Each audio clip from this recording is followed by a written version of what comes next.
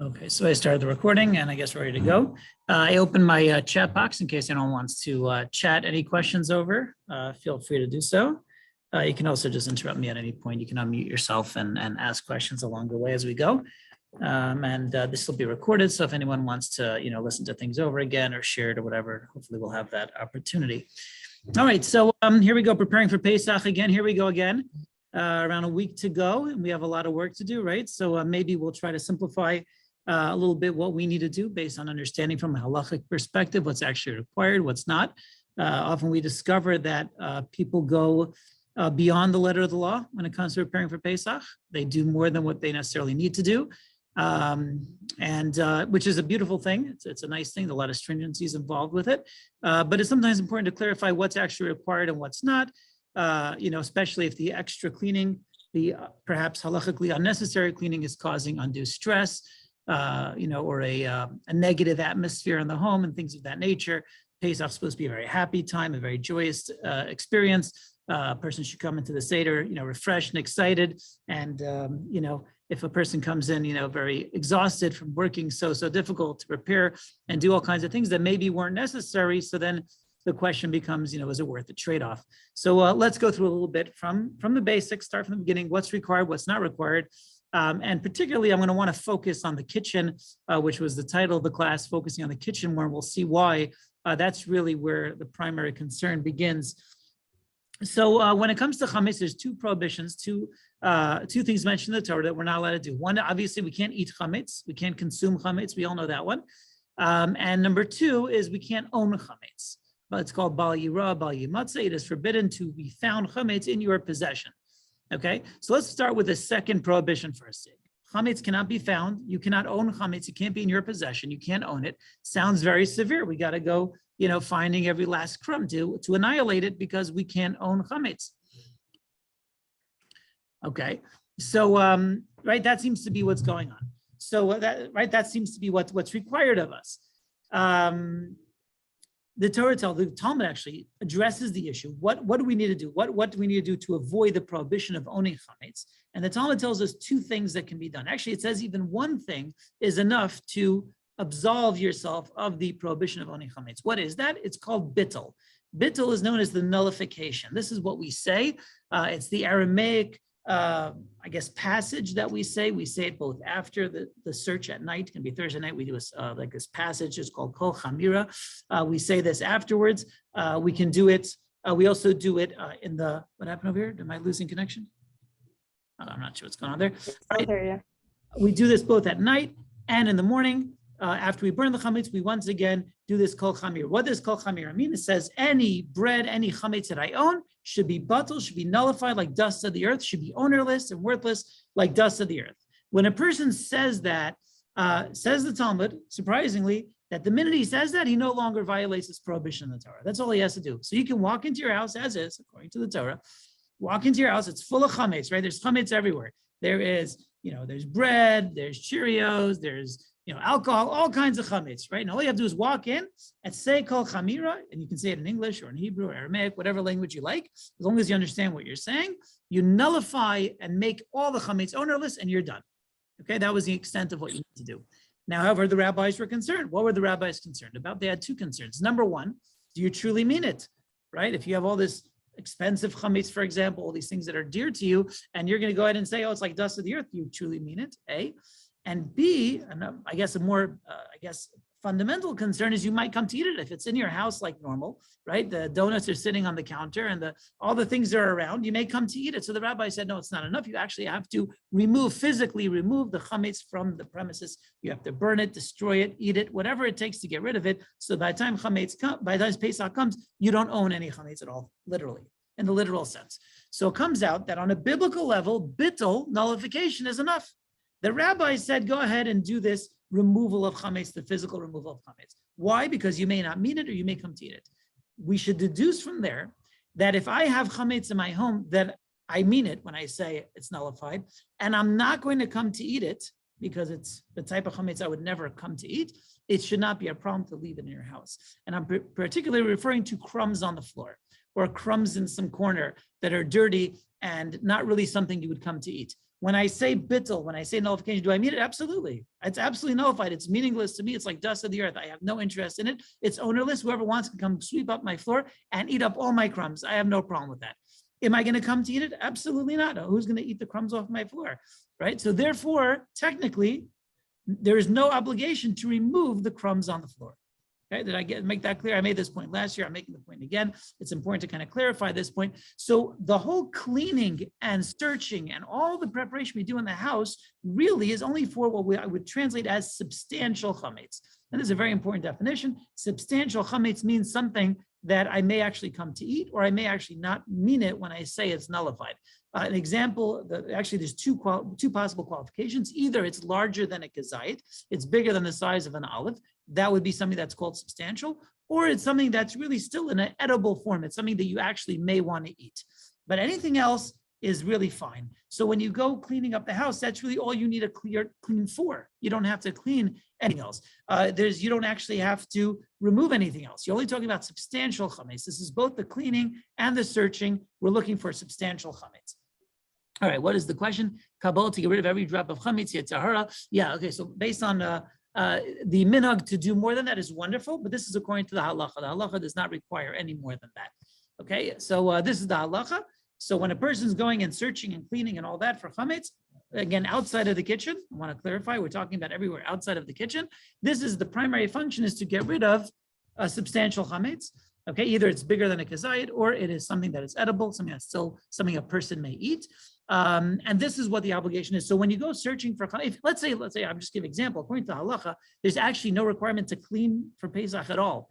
The Shulchan Aruch mentions it in a one-liner. It says, it's a good idea on the day before the search, right, at night, Thursday night, we're going to search, on Thursday afternoon to go tidy up a little bit, straighten up the house. You know what? You're going to do a search. It should be organized, easier to search when it's organized. This is the extent of Pesach cleaning in Shulchan Aruch. You don't have to do any more than that. So if a person didn't do any preparation until now, he's got a week to go, he's getting nervous, you should know you really don't have to do much more. Again, outside the kitchen, we'll get to the kitchen in a minute. All you have to do is make sure by the time you get to your checking, you can wait till the checking technically, make sure there's no substantial chametz and you're done. Okay, I'm going to make one more point on this and I'm going to move on to the kitchen, which is more important. Even the places, let's say you do have to search for substantial chametz you may come to eat. You only have to search or clean places that you normally bring chametz to. If you don't normally bring chametz to these places, you don't have to clean those places. You don't have to search those places. You can assume that there's no chametz there, just like you never bring chametz there. Okay, this is a very important distinction as well. A lot of people make mistakes here. They overdo it here as well. I'll give you an example. If you have a closet in your house that's dedicated for, towels, I always use this example, towels and linen and things like that, right? So do you ever bring chametz into this closet?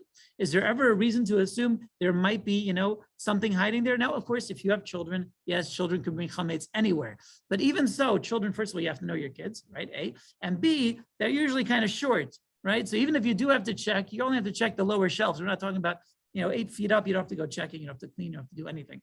So just be aware, this has to do it varies from person to person, from home to home. I just want to be clear, your closet in your bedroom, you may not have to check that for chametz. If you never bring chametz there throughout the year, good reason to assume you don't have to check there on before Pesach either. You don't have to clean there, nothing. Your night table, if you never bring chametz to your night table, to your bedroom, if you're the type of person that's strict on it, you never bring chametz to the bedroom, you never bring food in there, period. If that's the kind of place you are and no one ever breaks the rules, then you do not have to check the bedrooms. I'm just trying to go, this is how far it goes, the bathroom, etc. Again, little kids are different. They have a tendency to bring chametz all over. I just want to kind of clarify, this is the extent of the preparation for Pesach that's needed outside of the kitchen. Okay, so again, only substantial chametz and only places that you normally bring it. That's it. One place, I brought this up in shul a few times. I want to speak it out because it's very important. If you have like suitcases and things like that, realize that suitcases is typically, many people do put chametz in their suitcases when they travel. Now, some people are very good about emptying out the suitcase completely before they put it into their fridge, wherever that might be. Some people are not. So that's a place that you do put chametz throughout the year, and you would have to check a suitcase, right? Technically, a suitcase is a place that you check because it is a place that throughout the year you bring chametz. So you do have to check the suitcases. If you do not want to check your suitcases and you don't plan on traveling, there's a great idea, sell it. And you can do that with any area that you do not want to check, you don't plan on using over Pesach, you sell that area and you don't have to check it, you don't have to clean it, nothing, you're done. Okay, so that's the rest of the house.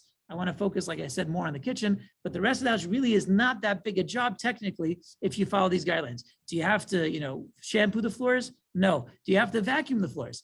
No. Do you have to sweep the floors? No, not really. You don't. Do I have to vacuum my couch? No, you don't. The only reason you should have to maybe vacuum your couch, and maybe we'll get into this, is if you eat during the year on your couch and you dropped all kinds of crumbs there, and you plan on eating there on Pesach as well, and you may drop your Pesach food and may get those crumbs on there. That's a different story, right? But other than that, really the preparation of the rest of the house can be much simpler than we make it. Okay. Now that doesn't mean that people who go extra that they're doing anything wrong. On the contrary, the custom, many people have a custom to go all out, and it may be based on different sources, and it's wonderful. It's a great custom. Just realize if it's going to cause the extra undue stress and aggravation, what's the cost of it? That's the question. All right, moving on. I hope I was clear. If you have questions on that, I'm happy to speak about it. I kind of want to focus on the kitchen, which is the primary discussion here. I think it's much more important, much more worthwhile to discuss. And here's where more of this makes sense. More of the meticulous cleaning makes sense. Now, I'm talking kitchen. I don't mean just kitchen. I mean anywhere where you eat. Okay, and the reason why it gets more severe, more serious, is because we said before, there's two prohibitions. One is owning chametz. We dealt with that one. The other prohibition, of course, is eating chametz. Now, eating chametz is a much more severe prohibition, right? Eating chametz. Now, when it comes to eating, right, is there a minimum amount to eat? Well, technically, yes, but practically, no. Technically, yes, that a person is only, liable, kares, the big punishment kares, only if he eats a kazayit, he eats an olive size. But technically, the prohibition, we know chetzi sharaser matzah, which means biblically it's prohibited to eat any amount of chametz whatsoever. The smallest crumb is prohibited. And not only that, during the year, we have a concept known as bittul, which means if a small amount of a prohibited item falls into my food, as long as I have 60 times the prohibited item, it's permitted. I'll give you an example. Let's say I'm cooking a pot of soup, for example, and something prohibited falls in there. Let's make it a drop of milk for simplicity. All right, that you have milk in the house. You're pouring milk next to your pot of chicken soup. You're pouring milk into your coffee, and you see a drop plop out of your coffee, fall into the chicken soup. What's the halacha? Well, call your rabbi, of course, and then he'll tell you, is there 60 times the milk? Is the soup have 60 times, 60 drops worth keneged, right, to outdo the milk, right? And it does, it overpowers the milk. It's called bittul, and therefore it's permitted. You don't have to worry about it. This applies to milk. It applies to other prohibitions in the Torah. The exception, one of the major exceptions is chametz. Chametz, the Talmud tells us, is not batal. It is not nullified even in 60, even in 100, even in 1,000. Okay, so here's where chametz poses a very serious issue, because if a crumb of chametz falls into my food, somehow, some way, it's never nullified, and I violated a very serious prohibition of eating chametz on Pesach. Someone mentioned the Kabbalah, that the Arizal writes that a person should be careful from any little tiny crumb of chametz. Whoever is certainly careful. He will be watched a whole year from sin. A lot of things spiritually as well. But again, we're talking about basic prohibition. A person has to make sure he doesn't consume a tiniest crumb of chametz, no matter what it takes. Okay, so here's why we come to the meticulous cleaning in places where we prepare food. Because here I have a concern that throughout the year, I prepare chametz in my kitchen. And now I'm preparing Pesach food. How can I be sure that none of that chametz is winding up in my Pesach food? Here I have to get a little more meticulous. Okay, so this is why you see all the intense cleaning, the getting down, down and dirty, making sure you get every last crumb. Here's where crumbs make a difference. Okay, so what do we have to do? And here's where we're going to kind of break down what do we have to do in the kitchen to prepare it to make sure that we don't violate any prohibitions. All right, so the first thing is, let's talk about surfaces that come in contact with cold. All right, this is the easiest one. Okay, we're going to talk about afterwards surfaces that come in contact with hot. That's going to be a little more severe. Let's talk about cold at first. Okay, so let's talk about, for example, refrigerator, right? It comes in contact with cold food all the time, all year. It came in contact all year with all kinds of chametz food, and there's certainly good reason to assume that there's some chametz somewhere in my refrigerator. In fact, when you start taking apart the refrigerator and cleaning it, you'll discover all kinds of schmutz, all kinds of stuff, right? All kinds of gook that got stuck to the shelves, on top, on bottom, behind, etc. And the concern is that if I'm going to be using that same refrigerator for my Pesach food, how do I know that none of that's going to fall into my food? Okay, so here it makes sense to take apart the refrigerator, take out the shelves, you wipe the top of the shelves, you wipe the bottom of the shelves. Now, why the top and the bottom, right? The top, that's where you put the food. The bottom is because sometimes from the shelf underneath, if you put a bunch of things in there, so from the shelf underneath is already touching the bottom of the top shelf, right? So now you can do the same thing on Pesach, stuff can get into your food. So once again, you want to meticulously, thoroughly clean out the refrigerator. That's right, no brainer, right? Makes sense. Now, when we say wiping off surfaces, right, we're talking about surfaces, wiping them off, making sure they're clean. One of the tricks of the trade, if you will, is to use a cleaning agent, right? You may do this anyway, right? Use a cleaning agent, some kind of ammonia, some kind of bleach. Here, it actually has a halachic value in doing so. What's the halachic value? The rule is that chametz, by definition, is an edible food. It's a food. Any chametz that's inedible is not chametz. So if I have a piece of bread and it is saturated with ammonia or some other chemical that makes it absolutely inedible, even a dog wouldn't eat it, that's not chametz. Okay, you shouldn't go ahead and eat it, right, for obvious reasons, but it's not chametz. And what that means is, so if I take my ammonia spray and I wipe as well as I could, even if I missed a spot in terms of getting it off, I couldn't get it off, but still the fact that I wiped it with my ammonia spray, so now I rendered that spot that I couldn't get off, I rendered it inedible and thereby no longer chametz. So even if, lo aleinu, it falls into my food, it should never happen, I don't have chametz in my food. Make sense? So this is why when you're doing a thorough cleaning with your rag and with your stuff, use a good spray, right? It doesn't have to be bleach per se. Bleach, it can ruin clothing. Watch out with bleach. I've ruined a few pairs of pants already with bleach, but whatever it is, use a spray of Windex, I believe has ammonia in it, other things, you can use any kind of spray and spray and wipe all the areas, even places you can't get off, just wipe it well with that chemical agent and you're fine. Okay, so that's how we clean cold surfaces, a refrigerator, etc. Okay, you want to clean it as thoroughly as possible. You want to make sure you get that spray all over wherever you can, and that's already kosher l'Pesach. Many people they go all out with the refrigerator. They start looking in the what do you call that gasket, that rubber thing where the fridge closes, and they start like looking in there and they find all kinds of stuff in there from all year. It's amazing how stuff gets everywhere. And yeah, I guess it is reasonable that as you open and close the fridge, stuff can fall out of there. So yeah, you want to really get down and dirty, get the fridge meticulously clean, more so than you would in general. Okay. Other surfaces, well, actually it's interesting. A Rebbe of mine once spoke out. He realized that it's not only the inside the fridge, it's also the handle of the fridge, right? Think about it. When you're working in the kitchen, what are you doing? You're always opening the fridge and closing it with that handle, right?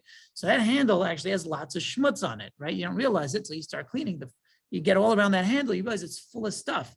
Now, it may very well be chametz, right? Now, if you do the same thing on Pesach, and you're cleaning, you're cooking your chicken soup, your matzah ball soup, and you're touching that same refrigerator door handle, now you might be getting chametz on your hands. So you have to think in that sense as well. Very well, you should have to wipe off the handle of the fridge as well, the handles of the drawers, right? The drawers, we're talking about, I didn't get inside the drawer yet, but the handles of the drawers you're opening and closing as well, right? That can have all kinds of chametz on it. Go as far as perhaps the kitchen phone. Do you have a phone in the kitchen still? Right? I know it was a thing of the past. In the olden days, they had phones in the kitchen with a curly wire, right? So that thing also, if you're used to talking on the phone when you're cooking, so maybe there's all kinds of chametz on there. You kind of have to think, what do you do throughout the year? And how likely is it to happen on Pesach as well? All right, speaking of drawers and cabinets, you obviously only have to clean out the drawers and cabinets that you're going to be using over Pesach, right? Most people do not necessarily use the entire kitchen, right? If you have 14 drawers or 14 cabinets, you only need 3, right? 4 for Pesach. So you sell the other 10. You can just close them up, tape them shut. They're sold to the non-Jew. You don't have to check, you don't have to clean them, nothing. The ones that you're going to use, those ones, obviously you have to clean thoroughly the same exact way. You clean the refrigerator, you empty it out, you take the rag, you take the spray, you make sure everything's out. There might be stuff stuck in the corners, you spray it, you do the best you can. You wipe the inside, now you wipe the handle as well, right? The outside as well, to make sure, because you may touch that on while you're cooking, and now it's ready for Pesach. Okay, so that's cold surfaces, pretty straightforward. I think it's pretty simple. One of the areas to be mindful of, okay, that you don't necessarily think about, and this is going to start talking about hot items, but let's say you're talking about a counter. We'll talk about counters in a minute, but if you think about it, let's say you have a hot pot, put it down on the counter, and steam is coming out of it. And now above the counter, you have an overhead cabinet, right? That overhead cabinet is absorbing or catching all that steam. Okay, if you're going to do the same thing on Pesach, so imagine let's play it out. During the year, you had this hot pot of pasta. You put it on the counter. Now the steam is coming up and it's hitting the counter above it, right? All that steam is drying up. Now that steam may very well have a halachic status of the chametz itself, right? Now, if you're going to put your matzah ball soup in the same spot and the steam's going to go up, it's now going to meet the pasta steam, right? That might be an issue. So once again, here's an area that maybe you didn't think about, but covering the bottom of the overhead cabinets makes sense. It's a reasonable, I don't know if it's a stringency even. I think it might be a requirement if you're going to put hot pots underneath, right? To make sure that's covered as well. So maybe take out foil or something and put and cover that area where, right, under the overhead cabinets. Does that make sense what I'm saying? Right, where the pot's going to sit and the steam's going up. That makes sense. If you have a hood above your oven, they tell me, I don't think I've ever had one, but they tell me that those things, if you ever put your head in there, it's full of dirt. It catches all that steam dries up, and it gets full of junk. It's like, you can start pulling off, schnitzel crumbs and all kinds of things up there. So that's a place, once again, if you're going to be cooking under that hood, right, the overhead hood over the stove, you may have to cover that stove as well to make sure that none of that stuff is going to come in contact with your food. Because we say steam creates a contact. So the steam that's coming out of your soup pot is going to connect with whatever junk is sitting in the hood above your range. Question, is spraying with ammonia enough? Yeah, technically, yes. If you would spray with ammonia and make sure you wipe down every last thing, the chametz is no longer chametz, and it would be good enough. Correct. Yeah, I would have advised still covering it, and for the reason, actually, we're going to talk about in a minute. So the answer is, it is good enough, but it's still preferable to cover it, and I'll explain why. Let's talk about heat for a minute. We didn't really go into heat just yet. We were talking about cold surfaces. So cold surfaces, I hope it was clear what to do. The cold surfaces could be your dining room table, right? If you don't usually put down a hot pot on your dining room table, let's say you don't have a table that's equipped to handle hot, right? I would think most wood tables are not, right? So then that table, if you want to be kosher to Pesach, once again, you would just wipe it down very well with the spray.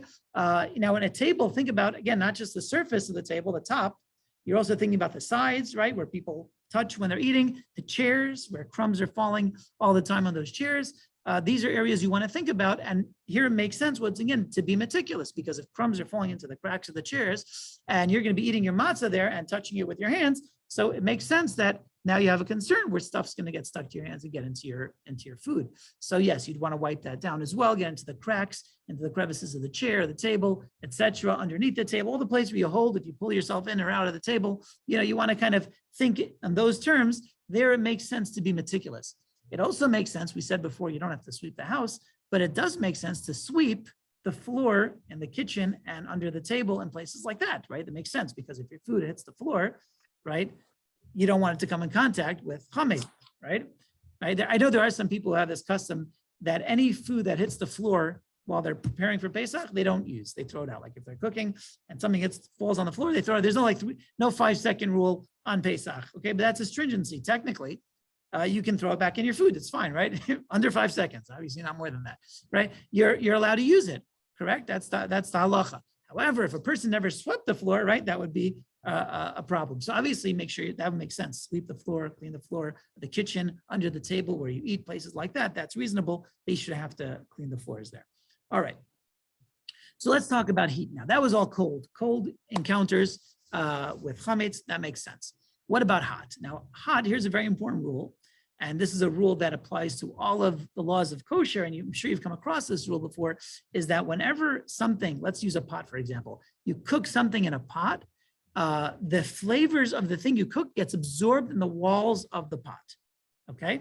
In other words, if I cook chicken soup in my pot, even after I empty out the pot and I wash it and I scrub it and I use a Brillo pad and I do everything, still nonetheless, there is taste of chicken soup that went into the walls of the pot. Okay, you may not see it. I don't know if I can scientifically prove it to you, but halachically it's there. The example I always use is my ceramic coffee mug. I used to have a ceramic coffee mug that I like very much. I used to drink coffee with it every day. One day I made in it a tea, a herbal type of tea. It had, apple, cinnamon tea, whatever it was. And from then on, every time I made a coffee in there, I tasted the apple cinnamon. I couldn't drink coffee out of that cup ever again, right? So, right, what do you learn from there? You learn from there that the walls of the cup absorb. It happens to be a ceramic cup. We'll see that's actually worse. But nonetheless, it absorbs the flavor of what you cook in it. And this is all over. It's not just a mug, it's everything. Everything that comes in contact with hot, it absorbs flavor. Okay, now we have an issue now. If my pots can absorb flavor throughout the year of pasta, of all kinds of chametz, and if I want to cook with it on Pesach, that flavor is going to wind up coming into my food. And this is the reason why I'm sure many people have separate dishes, separate pots, separate, all kinds of things, spoons, etc., so that they don't have this issue of chametz taste that they cooked throughout the year coming into their food. Okay, this is where it comes from. That's exactly where it comes from. So now if you are going to use certain surfaces, right, you have to know how to deal with them. So you have two things you can do. Now, here's the two choices. I want to try and make that as simple as possible. Your house, your kitchen has tons of things throughout the year that absorb the taste of chametz. You can either swap it for Pesach or you can kosher it. Kosher, I guess it's a Yiddish word, to kosher. It's not, it doesn't sound like an English word, right? But it became an English word. Kosher means you're somehow going to remove the taste that got absorbed in that item, and now you're going to use it for Pesach. So koshering or swapping it, those are your two choices. And this is what we're going to, so let's say, for example, if you have a separate pots and pans for Pesach, so what you're doing is simply saying, I'm not going to try to kosher it. Good choice. Putting it away, selling it to the non-Jew, or not, you're actually not selling it to the non-Jew, you're putting it in the non-Jew space. The pots and pans are not being sold. All right, we're not going to go into that now. And I'm taking out now Pesach dishes, Pesach things, and that's what I'm going to use. I don't have to worry about chametz taste in these pots. Simple enough. Okay, what about areas that you cannot swap? Like, for example, your countertop, right? You have a countertop. A whole year, you spill things on it, right? At least I do, right? You spill your pot of pasta, right? You spill on it pieces of you put a pizza down on it. I don't know, you put down all kinds of chametz goes down on your counter a whole year. And now you want to use your counter on Pesach. Now you have a problem. You can't swap your countertop. No one's gonna make that kind of investment every year, right? So what choices do you have? So you can either kosher it, right? We're gonna find out how to kosher it exactly, or here you can't swap it, but you can cover it. And this is where covering is like the alternative. If something is covered, so then there's no way for the flavor to come out from the counter, for example, and to come into your food. So those can be the two options that you have. You'll find that covering things in general, we'll talk about covering all over, is going to be easier, maybe less aesthetically pleasing, right? Maybe less, maybe less easy to work with, but that's covering. Covering is a wonderful solution, easier solution. Koshering is the more difficult, and you have to have a little bit of understanding of what you're doing, and koshering is option number 2. Okay, so how does koshering done? Okay, how is koshering? We'll start with the ABCs of koshering. And by the way, no one can stop me at any point. I know I'm going from topic to topic, but I believe this is where a lot of people don't really know what they're doing necessarily, never saw it in action. That's one of the problems. If you never saw it happen, to try to conceptualize what you need to do is challenging. So I'm going to do my best to try to break it down, but stop me if you feel a need to slow me down. Okay, so here's koshering. At some point, this Zoom, by the way, there it is. It'll end in 10 minutes. So what's going to happen is in 10 minutes, when it expires, I'll simply start it again, and you can jump right back into the same meeting code. Okay, so that's going to be the goal. All right, we'll see if we can do that transition smoothly. All right, so let's talk about koshering. Koshering, you have two primary ways to kosher something. Okay, one is known as libun. Libun means burning it, and then hagala. Hagala, we're going to translate as purging it. So libun means you take the item, you put it into a fire, literally, you wait till it gets red hot, glowing hot. We say once you did that, you basically burnt out any remnants of flavor that's in that item, and it is now kosher to use. That's called libun. Okay, that's the first method. The second method is known as hagala, purging. What you're doing here is you're boiling a hot pot of water. The pot of water is bubbling, with bubbling literally. You put in the item, in the hot water is then pulls out the flavor that is stuck in that item, in that pot or pan or whatever it might be. And now, when you take it out, it's now kosher. The taste is gone. Those are the two ways, libun and hagala. Now, you would think libun not so practical. I mean, what do you need a blowtorch for it? I mean, how are you going to do libun? Recently, some of the community actually, they got a house and it came with a barbecue in the back, right? So the owner had the built-in barbecue, a very nice barbecue, and they never used it. It wasn't kosher. They couldn't use it. But then he came up with an idea, he wanted a kosher, he wanted to know what to do. And he actually did a libun on the grates of this of this barbecue. He put a charcoal on the back and charcoal on the floor. He did this whole thing. He put it inside. It was glowing red. There was sparks flying. I mean, this was a real deal. He did a libun and it's now kosher. Is it practical for everyone to do this? I don't know, but that's what libun is. Libun is a pretty intense type of koshering. It's in fact the most intense. In fact, we'll see libun is better than hagala. Okay, so burning it is better than boiling it. Okay, let's understand how, when do you need these two things? So libun is needed anytime the way the taste went in was through direct heat. Okay, there's one rule, and this rule is going to follow along all of the laws of koshering. Kibolo kachpolto. The same way the taste goes in is the way the taste goes out. So if the way the taste went in was direct heat, for example, a barbecue grill, where there's no medium of water, there's no liquid in between, it's the meat going straight on the grill, right? If that's the way the flavor went into the item, the only way to take it out is with direct heat. You need to burn it, you need libun. But if the way the taste went in was through a medium of water, for example, I cooked pasta in my pot with water. So water was a medium to bring the taste into the pot. The way to get the taste out of the pot will be hagala, which is water. I put into boiling water, it pulls out the taste from the pot. Make sense? That's basically the basic rule. So a baking pan, for example, if you bake in a pan, right? You have this aluminum type of pan. I'm not talking about disposable. I'm talking about the right, the kind that's hard. If you want to kosher that, you need libun because it cooks without a medium of water. A pot cooks with a medium of water. You can do hagala. The baking pan needs libun, needs to be burnt. Right? Makes sense? That's why the grill, he needed to do libun on it because it was a grill. There's no medium of water there. It needed to do libun. Libun is more intense, so libun works for everything. Hagala only works for things that have that medium, the way the taste went in with a medium of water. Okay? Big question is a frying pan. I'm just going to kind of throw us in there right away. The frying pan. With a frying pan, typically you put some oil on the bottom. Is that called a medium or not? Big discussion. Some say yes, some say no. One thing it seems to be is that if the amount of oil you use was just enough that it doesn't get stuck, like use like the spray can of oil, that's all you used, and then you cooked, chametz in there, right? You've cooked your schnitzel, you're trying to make it less fatty, right? So use the spray. That's called afia. That's called like baking. That's called roasting. And then you need libun for such a thing. So a frying pan very often is going to need libun. Okay, it's going to need to be burnt. In other words, you can't do very often on a frying pan. And this applies all year long, and it applies on Pesach, right? Are there leniencies? Yes. I'm just trying to point out how, kind of the applications of how this works. So when you go to kosher things, right, sometimes they have citywide koshering, realize not everything can be koshered. I don't know if they have blowtorches there. I don't know. To my knowledge, the koshering places have these big pots, right, that they do hagala, basically. They put everything into a hot pot. If they're doing that, realize not everything is going to be suitable for hagala. You actually need libun on something. You need a blowtorch, literally, to fire it up to make it work. Okay, so that's libun. I hope I was clear on that.